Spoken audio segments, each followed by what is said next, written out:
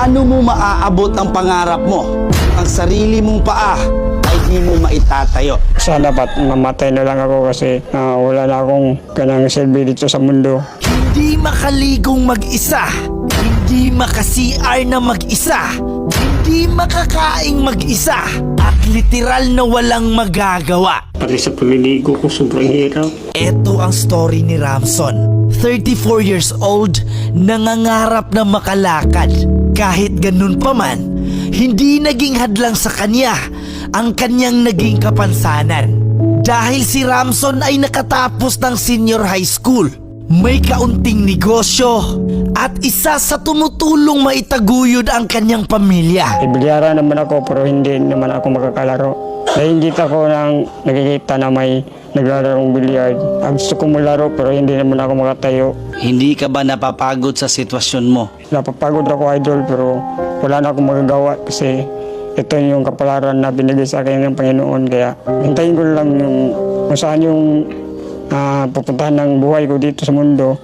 Malaking tulong rin daw ang pagiging tulay ng KMJS na sila ay mabigyan ng tulong galing sa mga tao. Siyempre ngayon binata ka, wala ka bang nagugustuhang babae? Meron doon marami. Hindi ko lang balak ligawan yung mga nagugustuhan ko kasi mahihiya ako ba.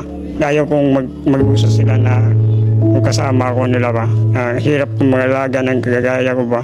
At hindi lang ito ang naging problema ni Ramson. Meron rin siyang kapatid na halos magkasintulad na rin niya. Hindi ka ba binubuli? Binubuli ako noon, hindi naman maiwasan yung pagkatawanan.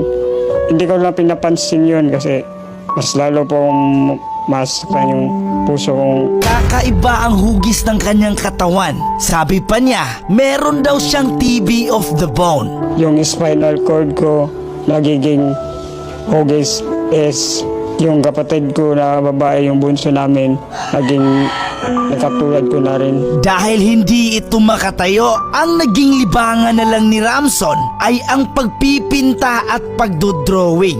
Kung sakaling bibigyan kita ng negosyo, ano ang gusto mong negosyo? Gusto ko sana ng tindahan, pero nung may tindahan pa kami, may mga taong umuutang pero hindi magbabayad. Dahil sabi nila, dahil hindi naman daw namin to pinaghihirapan. Dinaraan na lang ni Ramson sa mga art ang mga gusto niyang ipapahiwatig. Bilang isang binata, pinangarap ko rin nagkaroon ng isang kasintahan. Ang pagpunta namin dito ay pangalawang beses na at nakita namin sa wishlist ni Ramson ang iPhone. Kitang-kita sa mga mata ni Ramson ang kanyang kasiyahan.